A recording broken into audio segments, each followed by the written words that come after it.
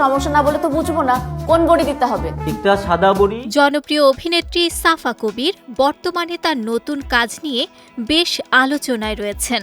সম্প্রতি একটি সাক্ষাৎকারে তিনি নিজের কাজের অভিজ্ঞতা এবং শুটিংয়ের নানা রোমাঞ্চকর স্মৃতি ভক্তদের সঙ্গে ভাগ করে নিয়েছেন।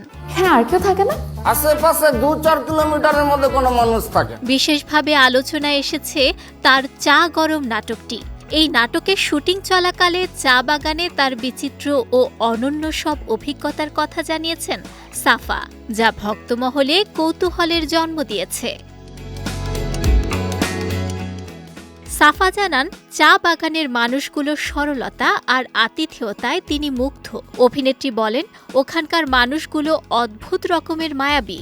কাজের সুবাদে তাদের সাথে কথা বলার, তাদের বাড়িতে বসে খাবার খাওয়ার সুযোগ হয়েছে। শুটিং শেষে ফিরে আসার সময় তাদের মন খারাপ দেখে আমার নিজেরও খুব খারাপ লাগছিল। শুটিংয়ের রোমাঞ্চকর অভিজ্ঞতার কথা বলতে গিয়ে সাফা বলেন, শুটিং চলাকালে তারা যে বাংলোটিতে অবস্থান করছিলেন সেটি ছিল একটি নির্জন টিলার উপর।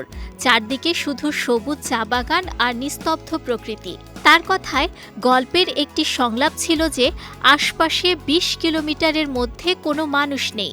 বাস্তবেও ঠিক তাই ছিল। গভীর রাতে যখন শিয়ালগুলো বাংলোর একদম কাছে এসে চিৎকার করত, তখন এক অদ্ভুত ভয়ের পরিবেশ তৈরি হতো। চা বাগানে প্রচলিত নানা ভৌতিক গল্পের সত্যতা নিয়ে জানতে চাইলে সাফা বলেন, চা গরমে যা যা ঘটনা বা দৃশ্য দেখানো হয়েছে তার সবই প্রায় বাস্তবধর্মী এবং যারা এটি দেখবেন তারা সহজেই সেই ভয়ের সাথে নিজেদের মেলাতে পারবেন।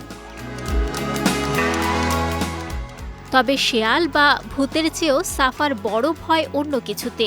অভিনেত্রী স্বীকার করেন তার স্নেক ফোবিয়া বা সাপ ভীতির কথা। সাফা জানান, সাপের কথা শুনলেই তিনি বেশ অস্বস্তি বোধ করেন এবং এটি তার কাছে সবচেয়ে ভয়ের বিষয়।